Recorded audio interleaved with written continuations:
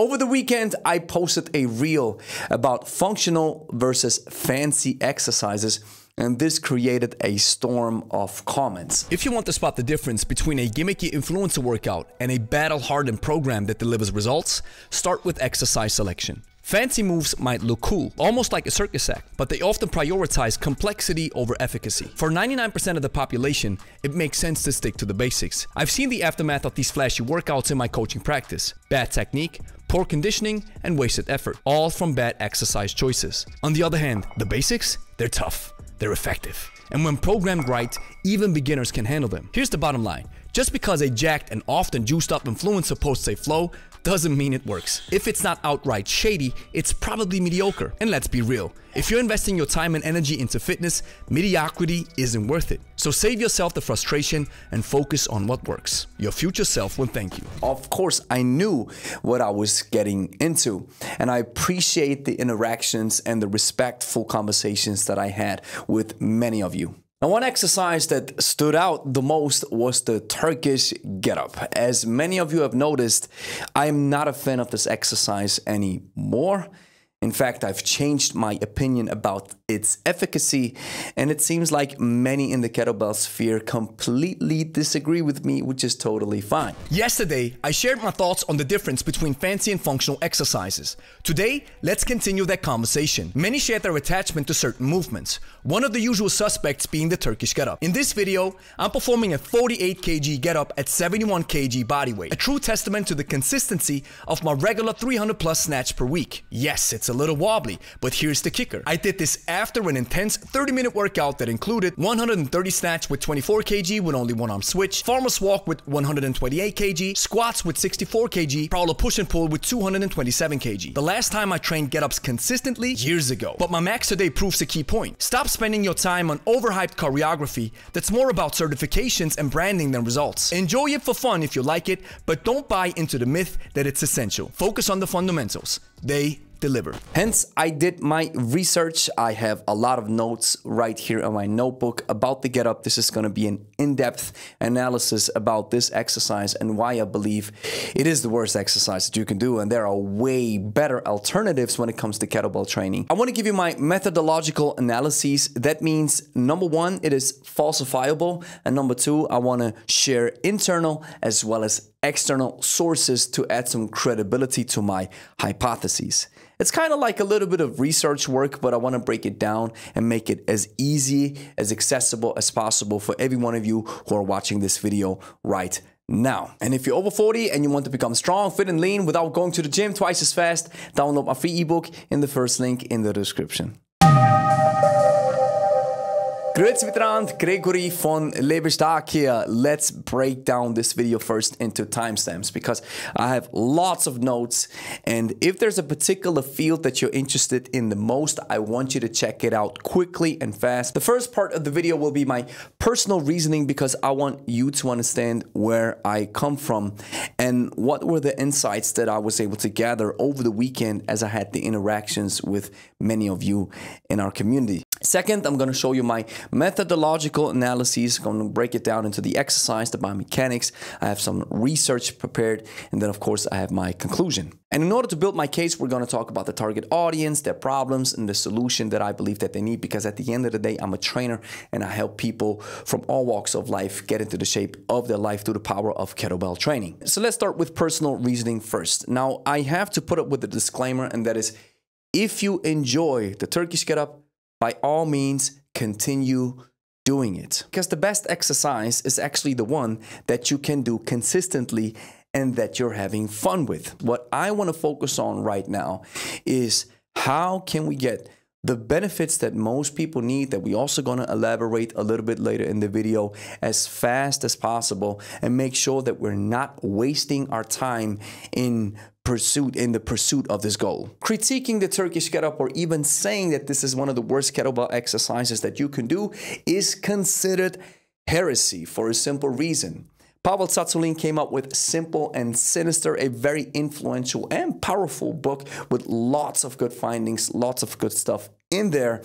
And Simple and Sinister is basically a workout where he says you got to do some swings and you got to do some Turkish get-ups and you're going to be a lean, mean kettlebell machine. And this happened right around the time where the renaissance of the kettlebell came into play, which was spearheaded by Pavel Tsatsouline and John Duquesne. This piece of paper, this little booklet, kind of became like the scripture, if you want to, for the kettlebell sphere. Hence, if I now come out and say, you know what, I don't think the Turkish get-up has all these benefits that people claim that it has, then people want to stone me for it. But just to give you a little glimpse, maybe you've tuned into this video and this is the first interaction that you and I are having. I know exactly 100% what I am talking about. I am, first of all, a professional kettlebell athlete. I work with people from all around the globe since the last 8 years. And in the last 5 years, I've really taken a deep dive into the kettlebell realm. We are at the pinnacle in the kettlebell sphere, and we understand the ins and outs of kettlebell training. We consider ourselves hybrids. This means we use the best from the East and the best from the West, and we combine it into a unique style that many people actually use and get great results with. I've also done a 48 kilogram Turkish get-up just recently, and the funny note or a funny interesting piece of information that you have to know right now is I've achieved this 48 kg PR by abandoning the get-up, by stopping the exercise altogether and instead of focusing on the big rocks. And the carryover from these big rock exercises that we're also going to talk about in this video led to me achieving an actual PR with an exercise that I believe doesn't really serve a lot of value. So because I was also indoctrinated by Pavel Tsatsouline, I did the Turkish get-up religiously for years, but then I abandoned it because there was new information on the table, new arguments were presented to me, and that led to the realization that I thought the Turkish get-up is not really that exercise as many people make it out to be. A reoccurring theme in the conversations that I had on this funny versus fancy reel over the weekend was that people were confusing my confidence either with arrogance, with dogma, or with an emotional reaction. And I want to dedicate just a little bit of time to dissect these three aspects. So, arrogance, I do 100% understand where some of you are coming from, because I get that same impression from some folks out there, some coaches or influencers, where I sometimes think, bro, you act like you know everything. You talk from every different field, kettlebell, weightlifting, injury prevention, therapy, and it seems like you know everything. And at the end of the day, it might just be that this guy or I, we're both exercising our gifts, and I might say that I have the gift of gab, so I know how to communicate, and then it might be that this comes across as some form of arrogance. So while I understand it, I want to completely refute the notion that I'm acting from any type of arrogance stance. The second notion is that my confidence turns into some form of a dogmatic behavior that I criticize on my YouTube channel. And from one perspective, this might happen to a certain extent. I totally get again where some of you are coming from, because the more confident you speak about a reality that you believe is true and you don't consider it as a subjective but as an objective truth, then of course all the arguments that are presented, at least until now, never swayed my opinion to change my stance on the get-up. And this might feel that I'm acting very dogmatic because I want this to be true, when at the end of the day, it's just the facts and the arguments that I've gathered, which led to the point that I now consider this exercise not as valuable as other people do. And finally, my confidence or the way I speak or the way I write sometimes triggers an emotional reaction. Now, there's two things here. When it comes to the thumbnails and to the videos, you know, I have to play the YouTube algorithm game. And funny thing is, I'm actually playing the audience game, because the algorithm just follows what the audience is doing. So you, and I include myself in here, we only click on videos and thumbnails that attract us. So it has to be a little bit of drama, has some numbers in it, has to have some form of a contrarian message, has to be some bombastic stuff. And that's most of the time where most of the engagement is happening. So of course I play the audience game a little bit because I know this is what you guys want. And then of course I use some colloquialism. For example, I'm saying, hey, we all drank the Simple and Sinister Kool-Aid, right? And that's just a phrase or an expression to say that every one of us got probably started with Simple and Sinister, and this is how we discovered the swing and the get-up. And if you take this as an emotional reaction that I'm disrespectful towards you, again, I want to mention that this is not the case, and sometimes it might be on you. Now, with that being said, let's talk about the Turkish Get-Up in general. So the Turkish Get-Up is a circus lift. That's the reason why I also call it the Circus Get-Up. And I also do recognize that not all circus lifts are an issue, because my big rocks that I use, the clean and jerk and the snatch, these are also circus lifts. So many of the exercises actually came into existence through the strongman era. The Turkish Get-Up has been made the god of the kettlebell realm. And it is said that it has these crazy and massive benefits that probably no other exercise can grant you. At least this is the impression that many of us are getting when we read through the literature or when we read things about the Turkish Get-Up. In fact, I consider it an overhyped flow that turned into a marketing gig and a gatekeeper. And it doesn't grant any special or added benefits that the basics cannot or would not deliver. And in order for you to understand what the basics are proven methods to improve overall GPP, and GPP stands for General Physical Preparation.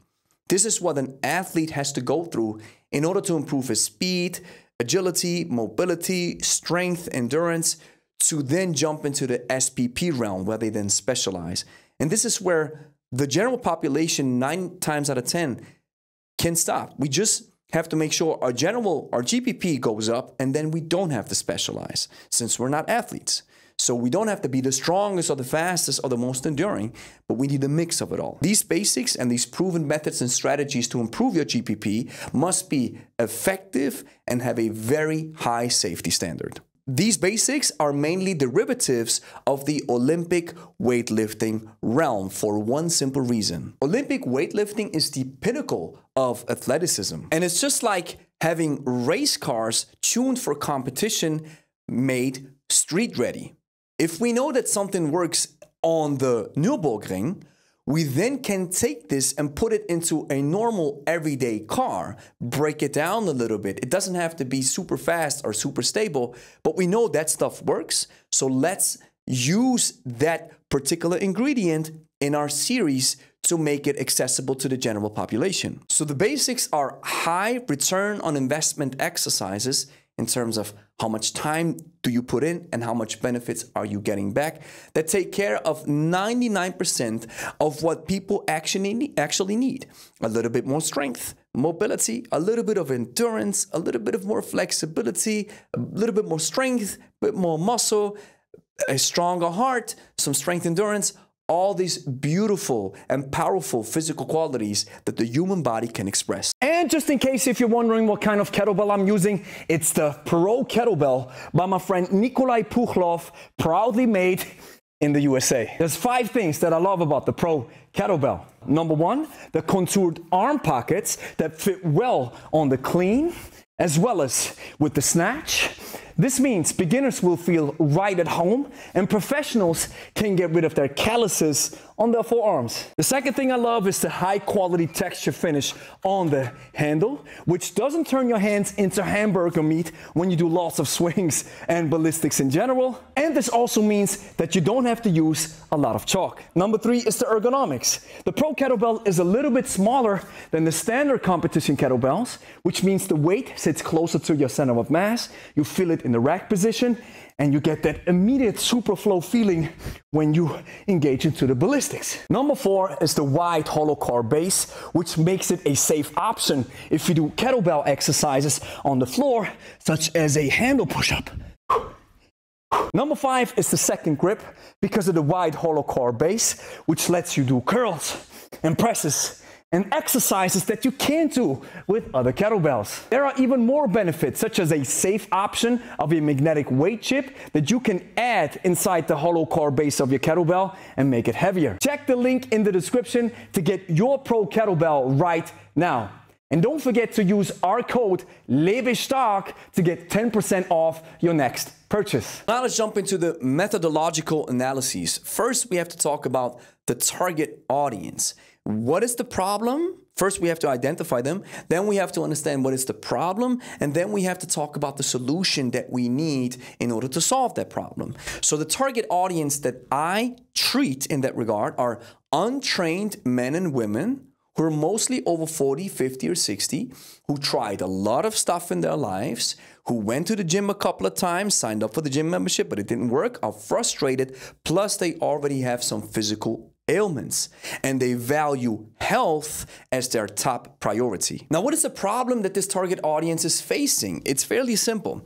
We live in a technologically advanced society, and this has turned physical exercise into a luxury. So taking away the necessary status that physical exercise actually needs creates a host of problems because the human body is actually made to move. This target audience also suffers from time constraints because they have high responsibilities and elevated stress levels. There's also a general lack of interest into physical exercise in general, unfortunately, because the society that we live in right now is so conducive to being lazy that there's actually no incentive to train. This target audience is also bombarded by bad food adverts, which can lead to weight gain, a change of habits, or creating this hamster wheel of bad habits. I have no time, therefore I can't cook, so I'm eating crap, and my kids eat crap. Everybody is stressing me out. The boss is stressing me out. The human body or the human beings are not made to sit in an office all day, every day like this, crammed together, or sit in the car and sit in traffic all day.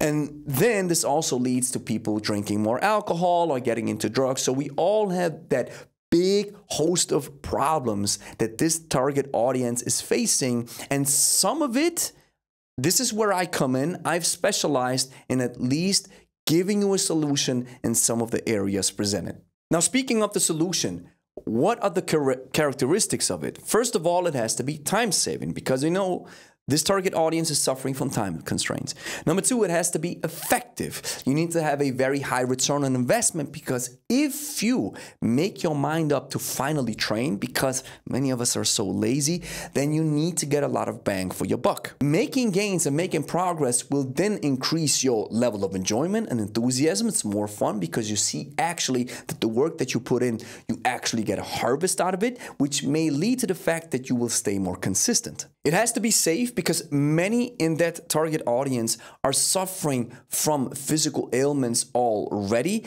And if these people hurt themselves, it might take ages to get back into the swing of things. And finally, it has to be fun. And I believe exercises that require coordination, mobility, strength, that really tap into the potential of the human body all at once, this is where the fun resides. If it's very monotonous and boring and I have to drive there, and it's, all these issues will lead to the fact that I'm not enjoying what is actually in front of me. And this leads to the fact that many people believe that the gym membership is actually the most popular method to get strong. And again, another reason why why I exist. So essentially, this target audience needs a tide that lifts all boats of general physical preparedness. And now let's jump into the biomechanics of the Get-Up. What is the Turkish Get-Up? The Turkish Get-Up is the most popular flow that exists today. And that's even heresy. Some people don't like the word flow, or they don't like people who do kettlebell flows, which is a new form of movement that I'm also not a big fan of because of the loading issue, but we're going to talk about this.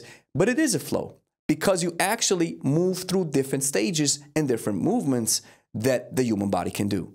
So essentially, you want to move from supine to standing. And at the end of the day, it is a kneeling windmill with an overhead lunge combined. These are the two big rocks that you can identify in the Turkish Get-Up. There's an ascending as well as a descending ladder. So you get up from the floor, you stand up, and by the way, this is where most people struggle, is with the overhead lunge, and then you go back down on your back. The general benefits that are attached to the Turkish Get-Up are improved strength, a better way of movement, improved coordination, improved neurological adaptations, and it teaches you essentially how to stand up. You get some great shoulder mobility and stability and some good coordination out of it. Now, here's the funny thing. I'm not even denying these benefits, even though improved strength for this, I remain totally skeptical. Because just because you could do a 48 kg Turkish Get-Up doesn't mean that you can strict press a 32 kg. So while there is some strength, it is not directly applicable to a certain movement. A very strong Get-Up doesn't necessarily translate in a super heavy squat or in a super heavy press, given if you're not already squatting or pressing. In that case, of course, a Turkish Get-Up might elevate certain GPPs. It's a tide that lifts certain boats of physical qualities, and therefore that leads to the fact that you will make gains in your squat or your press. Now, what I can agree on is teaching people on how to get up from the floor, even though Pavel says in one of his books that he actually doesn't really care on how you want to get up. Just stand up. But at the end of the day, if you are a very strong squatter, so you have strong glutes and a strong midsection, get up from the floor however you want to, right? Just making sure that you're able to get up requires your leg muscles to be active. And if you have very weak leg muscles, yeah, why not just do some squatting? So the first thing that you have to do is you have to learn the choreography, because at the end of the day, it's a flow. You move the body through different ranges of motion, and that's what you have to learn first. And then it can be a complete hazard with people who have an issue with their kinesthetic literacy. They have an issue of movement. So therefore, it takes a lot of time to teach them the get up, especially over 40s, 50s, and 60s. We have lots of people who have issues with their body. They have never moved it, so they cannot connect the dots. And then having somebody learn this very complicated choreography, that's the question if that remains beneficial in the end, because it takes so much time away from the class itself. Then you have people in that age group who have issues laying on the floor and then trying to get up. And then you might say, well, that's the reason why they have to learn it. And while I agree to a certain extent, I rather like to do stuff standing, because if there is ever an issue that somebody might trip or fall, I'm assuming that they are, in that case, either very severely injured that they can't get up by themselves, or they have built enough GPP to squats, press, and everything, and all these powerful exercises that they can get up no matter what. You will experience a lot of torque and pressure on your wrist, elbows, and knees and ankles, and some people just they can't tolerate this at all. Then we have a loading issue. You might be able to move through the kneeling windmill, but then you have a big issue when it comes to that overhead lunge. And one of the biggest issues that I have is a safety concern. The kettlebell can either drop on your face, or it can tweak and twist your arm, and you can stumble, you can fall, it can tweak something. And with all that being said, it does deliver some benefits, but I don't consider it a GPP exercise, and neither does the sports world. They consider, mostly all the strength coaches can agree on the fact that either a squat or running are GPP exercises that can help you with your GPP and with your specialization in the end. A special mention is directed towards the MMA, grappler, and wrestling community. This community is inundated by the idea that the Turkish Get-Up actually improves their ground game, or whatever game there is in BJJ or wrestling or grappling for that matter. If you tell me that the Turkish Get-Up is an essential SPP exercise, meaning it improves your special abilities on the map or on the floor, then it's qualified as an SPP exercise, a special physical preparation exercise. And for you to know the difference, GPP is general physical preparation. That's like running, squats, press, and everything. And a special physical preparedness exercise is an example that I'm going to give you right now. So according to the book from Roman, the weightlifter, he says, if you have a clean and jerk, so clean, you clean the bar up and then you drop into the bottom of the squat, and you're not able to get out of the hole, you need to do an SPP exercise. And I'm asking you, write it right now in the comments. What do you think? Which exercise does Roman recommend? Exactly, the squat. Because in order to be able to get out the hole, it's a squat. It's the same joint action with the bar right here in that rack position or on the shoulder position, where you have to go down into the hole and stand back up. And you do this with heavy weights or with weights that build your strength out of the hole. So the next time you clean it and you fall into the bottom and you're finally able to get outside the hole, you have strengthened those most important muscles that exactly replicate the joint actions that you need in your sport. Wrestlers, grapplers, and MMA fighters, if they lack a certain aspect in their ground game, the Turkish Get-Up must be included because it should have the same value like Roman attributes the value to the squat for a clean. So if you can't stand up quickly enough or you can't push the opponent away, because these are the only applicable joint actions that I see from the Turkish Get-Up, then you need to do a Turkish Get-Up. It must be part of the curriculum. And it shouldn't be just some kind of idea floating around. But now here's the key. We should ask all grapplers, wrestlers, and MMA fighters and BJJ athletes, and especially the ones who have achieved high accolades, like a Gordon Ryan or a Khabib. We have to ask these guys and tell them, did your coach at one time in your preparation include a Turkish Get-Up? And we should hear a unanimous yes. And then they would logically explain as to why the Turkish Get-Up improved their ground game or whatever issue they had to an extent as to why they became a champion. Now, is that a possibility? Of course it is, but I highly doubt it. Therefore, it can be assumed that the Turkish Get-Up is rather an urban myth or a legend. Because just because the Turkish Get-Up improved your ground game, it just might mean that it improved your GPP just enough for you to get some additional benefits in your sport. And that is nothing that a clean and jerk, a squat, or a snatch wouldn't be able to deliver while adding some benefits on top of it. And now I want to talk a little bit about the research that I was able to gather. And by the way, I'm going to make a huge and big video where I include very much scientific research as of today when it comes to the kettlebell. I'm going to add some weightlifting studies, some rotational stuff, and it's going to be very nerdy-like, but I think this is needed for somebody, for an expert, to really give you some insights on what the current landscape of scientific studies pertaining to kettlebells really is. So let's look at this example right now. So it says the rationale for this case report was to identify the strengths and weaknesses associated with prescribing the Get-Up as an isometric shoulder and neck exercise. They say the Turkish Get-Up is an effective tool for isometrically loading the cervical spine and shoulder and can be used with minimal space and equipment. The same can be said for a windmill, a jerk, or a snatch, and then keeping the kettlebell overhead. So the conclusion was that it's an effective tool for isometrically loading the cervical spine, blah, blah, blah, blah, blah. This exercise allowed the injured patient to integrate full body movement and conditioning with an emphasis on pain-free isometric shoulder and cervical spine contractions to reestablish strength and motor control. So what they essentially say is, hey, we used the Turkish Get-Up, this guy had pain, we used the exercise, and after we did this intervention, he had no pain anymore, which is great. That's awesome. Here's my point.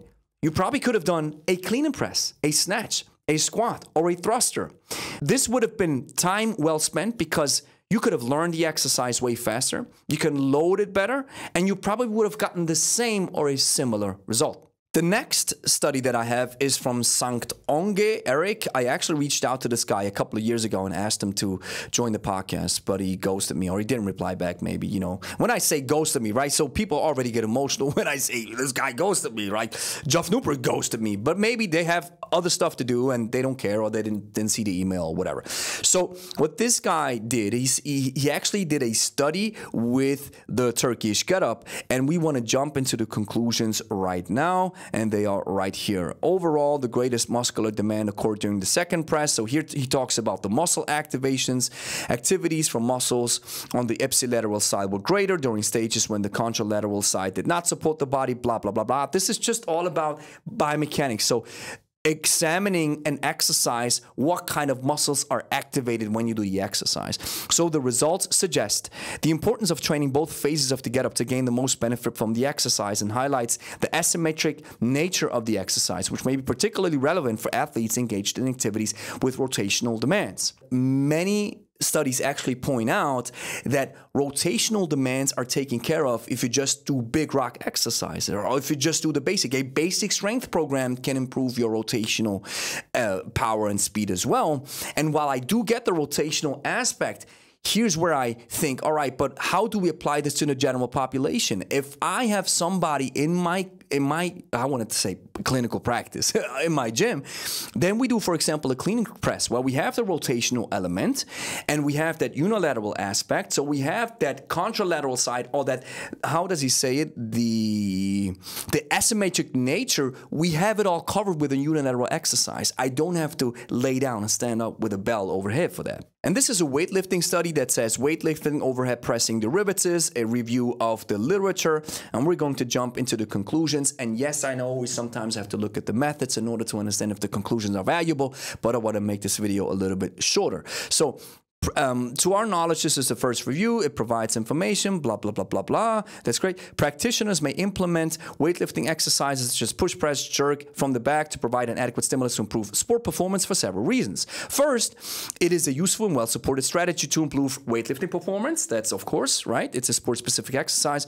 It requires the ability to develop force quickly through the kinetic chain, to the full body, and this movement pattern targets not only an impulsive triple extension of the ankle, so everything is it's optimized motor control, coordination, there's more strength, it's great for power development and maximal strength in the sport population, but also not just the sport population, but also general population. So they say, hey, these big rock exercises deliver on all fronts. And in this study, effects of different long-term exercise modalities on tissue stiffness, they say it seems that all forms of exercise drive adaptations toward the physiological stiffness of the targeted tissues.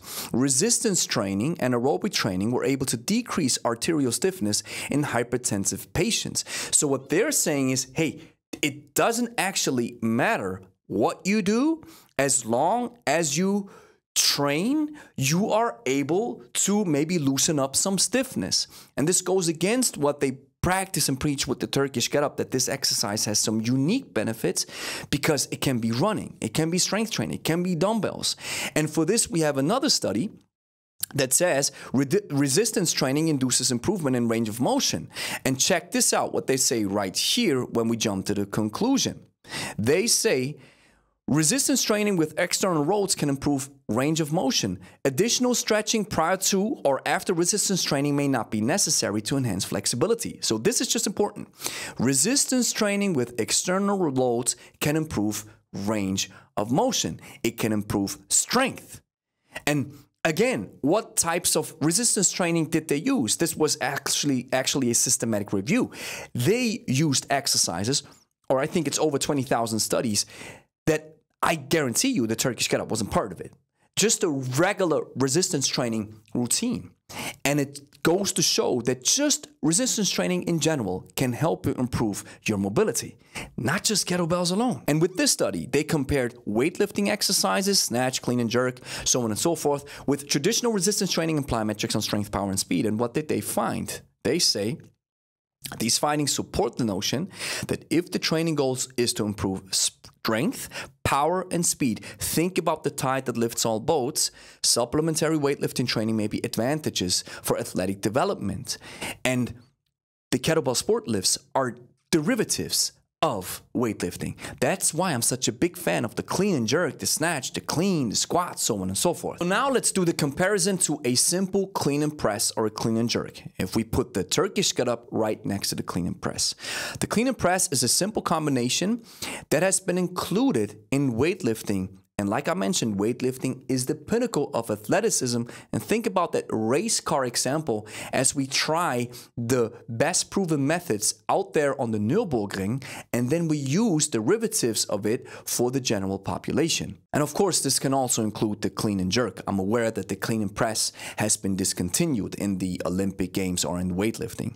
So it includes almost all forms of human movement. That is, we have a push, we have a pull, we have a hinge, we have rotation, we have anti-rotation, and you carry the weight on your frame. You have the pull in the clean, you have a quadruple extension from the bump, you extend the ankles, the knees, the hips, as well as the T-spine when you bump the weights overhead, and there's lower body flexion as you jump into the second dip, and the weights go up dynamically overhead and back down, and putting weights overhead is one of the core fundamentals to improve GPP. This is that tide that lifts all boats. It touches speed, you get faster.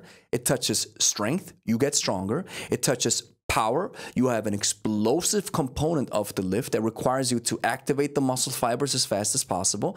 You have an endurance side of things because you can use lighter weights and then go for longer sets of time with a clean and press thanks to the rack position where you can rest. We have strength endurance, that's the beauty of kettlebell training. We improve mobility. If you push weights overhead, you'll improve your mobility, and we have a strong carryover into other movements and sports. It can be learned with a beginner right from the get-go, very simple, with a double-handed clean and press, one kettlebell, both hands, very simple and very easy to learn as fast as possible, 5 times the speed that it takes for you to even learn the choreography of the get-up. It has fast implementation, which means it empowers the client to feel strong and good about the exercise, which cannot be said about the Turkish Get-Up in some cases. If you try to learn a choreography and something for a very long time, it might lead to a certain sense of frustration and feeling that you're actually not empowered to do the exercise, which might lead to you not being consistent and quitting altogether. Everything is done standing. I believe, especially if you have physical ailments, it makes sense to stand in your training because you're sitting all day long in the car and the job where you're commuting. Everybody's sitting all the time. And so if I have you with me for a couple of minutes, then we're going to do 99% of the work standing. It includes ballistics, which is great to release a little bit of stiffness, to release the brakes on the muscles, to create blood flow. And it's that ultimate flow feeling that people really enjoy once they get into kettlebell training. There is no pressure at all on the joints, and if there is, it is a good kind of pressure if, very important, if the structural integrities are there. If you have structural issues, any type of exercise can always be a problem. It can be properly loaded because you're moving through a kinetic chain that actually makes sense because you use your midsection and your legs most of the time. There are absolutely no safety issues, especially with one kettlebell. And because of its high carryover, it can be considered a GPP exercise, even though we must say that the sports literature doesn't naturally or necessarily include a clean and press. Like I said, most strength coaches can agree on the fact that a squat is one of the best strength exercises you can ever do. So in conclusion, the clean and press alone delivers more bang for your buck than the get up. And I haven't even talked about the snatch, the clean, the squat, the carry, and all these beasts, these big rocks of training that grant you so many benefits. So time is better spent with these powerful exercises instead of learning an overhyped choreography. So here's the next thing that you have to do. Clean and press that like and subscribe button, share with a friend who's also interested in kettlebells, and if you made it this far, comment, let me know. Let's have some discussions and some interactions, because like I said, what I'm presenting you right now should be falsifiable, and this is one of the tenets of scientific work or some type of research that I want to do. I want to keep it real and I want to keep it 100. And if you're over 40 and you want to become strong, fit, and lean without going to the gym, you got to download that ebook right now. You find it in the first link in the description or in the pinned comment, because let me tell you, if you want to take care of your fitness, you don't have a lot of time, so many responsibilities. We talked about the issues, we talked about the problems. The kettlebell can take care of it because it's in arm's reach. You don't need a gym membership. You can do it from home. It's one of the best training implements that you can use, and I want to give you a head start with my ebook that you find right now in the description. It's 100% free.